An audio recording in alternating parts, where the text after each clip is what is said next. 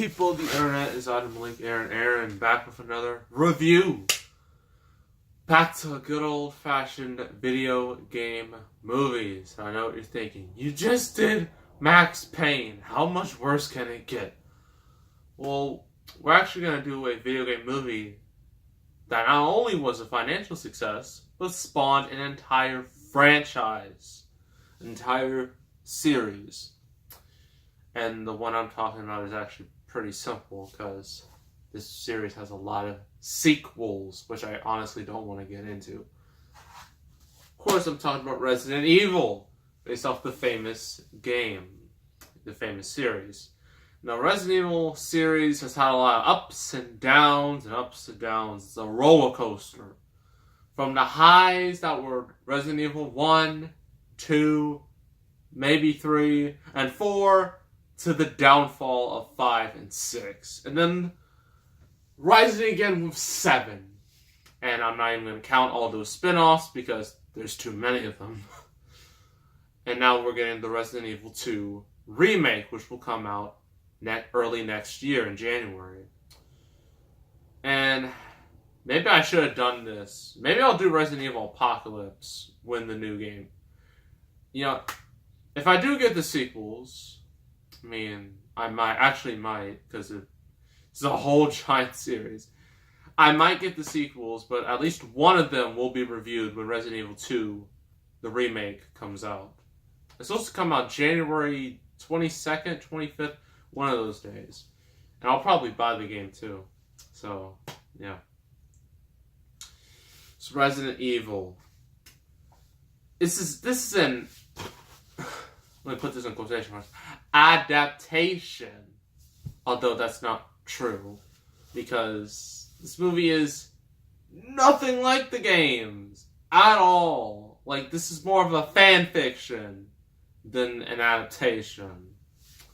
Because, I mean, our main character, Alice, she was never in the games. Ever. She was specifically written for this series of movies. And I don't understand why.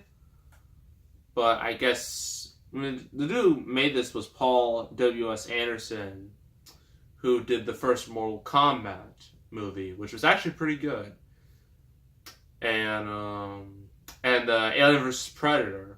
So, I guess he wanted to do, and also like Mila Jovovich, you know, Alice, Mila Jovovich and Paul W.S. Anderson, they're married. So I guess that might explain it. Yeah. I guess he just wanted to do it in a way that he was comfortable with, but it's still spitting in the face of the games, which is not a smart thing to do. So, there's really not much of a description for some reason. It's just like this one tiny paragraph. Not even a paragraph, it's like a full run-on sentence. So you want to read it, go right ahead. I mean, nothing's really stopping you. So a team of paramilitary commandos must battle flesh-eating, undead, killer mutant dogs, and a supercomputer's deadly defenses before an unleashed virus consumes humanity in this adaptation of the hit video game series. That's it. That's literally it. That's the whole premise of the plot, which shows you what type of movie this is. This movie really doesn't care about story, which is kind of strange, but whatever. People saw it anyway. So I guess we should go over the pros and cons. Well, the pros, Mila Jovovich, you know, she's actually pretty good, especially as an action heroine. I mean, she's definitely not as iconic as a Sarah Connor, or a Ripley, or even a Princess Leia. She's not as iconic as those, but she is well known, you know, in Hollywood. You know, at least the character of Alice, like in the Resident Evil movies, like, it's pretty amazing that this whole series, she was the main star.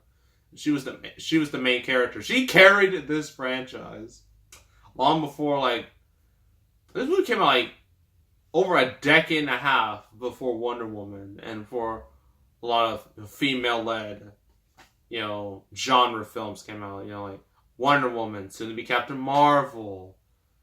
All those. And although I know there were some female-led superhero movies before, and they were all terrible. Your Supergirls, your Catwomans, your Elektras, ew. They were all disgustingly bad. Well, Catwoman was hilarious.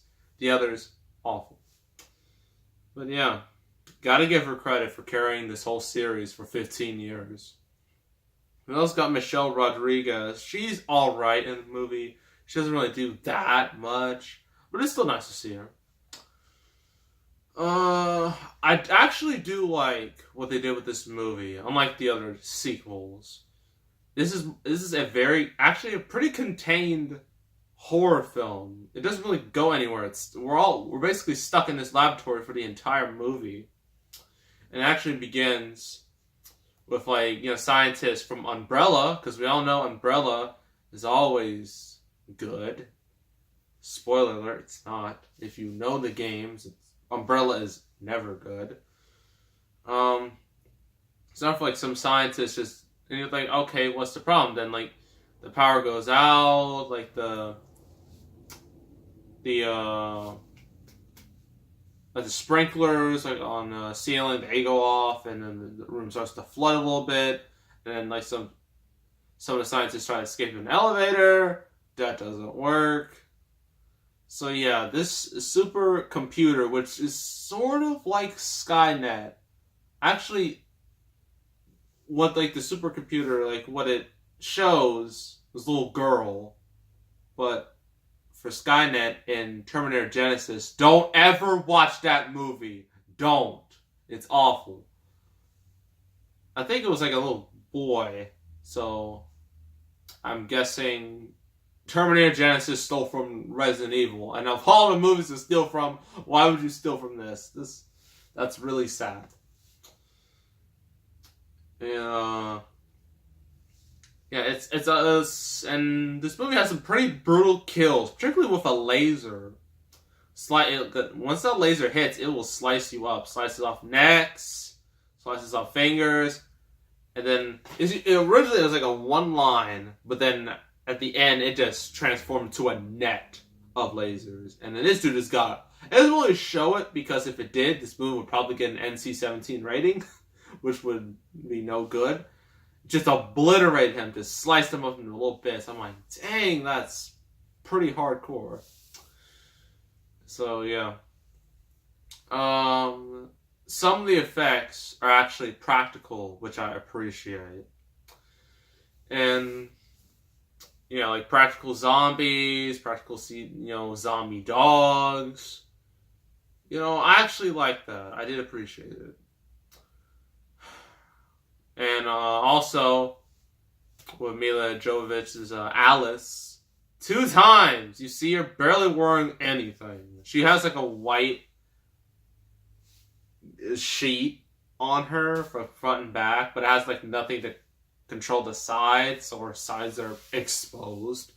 And I'm like, well, at least this gives something for horny dudes to look at.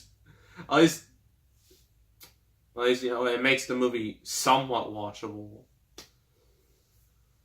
Cons. There is CGI in this movie, and it is awful. Now, I know it's 2002, CGI wasn't as good as it is now. I mean, even the original Spider-Man had some cheesy-looking CGI when you look at it now, but it still looks pretty bad. The story is not too interesting. Some of the characters are not too interesting. It's just kind of, you're only here to see zombies. Basically zombies, zombie dogs, just all get killed. And you do get that, so at least there's something. But the ending was actually, it sets up the next movie, which would be Resident Evil Apocalypse. And then that leads to Resident Evil Extinction, which leads to Resident Evil Afterlife, which leads to Resident Evil Retribution, which leads to Resident Evil The Final Chapter. See how many sequels there are? It's ridiculous. Overall, This is not a terrible movie. It's far from the worst video game movie. Definitely, it's not as bad as a Hitman Agent 47, but it's still not great. So overall, I'm gonna have to give this a 4 out of 10. Yeah, 4 out of 10.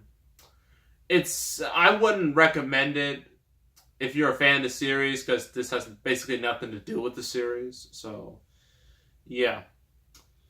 If you just like an action movie you want to watch like at 11 p.m. at night or something, or you're just bored and you just stumble upon this on TV, it's a decent watch, but I would not highly recommend it to everybody. So that's Resident Evil. The sequels, I don't know when I'll do it, but I want to review at least one of them when Resident Evil 2, the remake, comes out. That's what I'm going to try to do. So next review, a Michael Bay movie. I know we haven't done it in a long time, but this one is actually one of his few flops as a director. I think it was his first flop as a director. And it is The Island, which stars Obi-Wan Kenobi and Black Widow. And you're wondering, how can that, is it as bad as the others? Does it have a whole bunch of Michael Bayisms? Well, you're going to have to find out for yourself.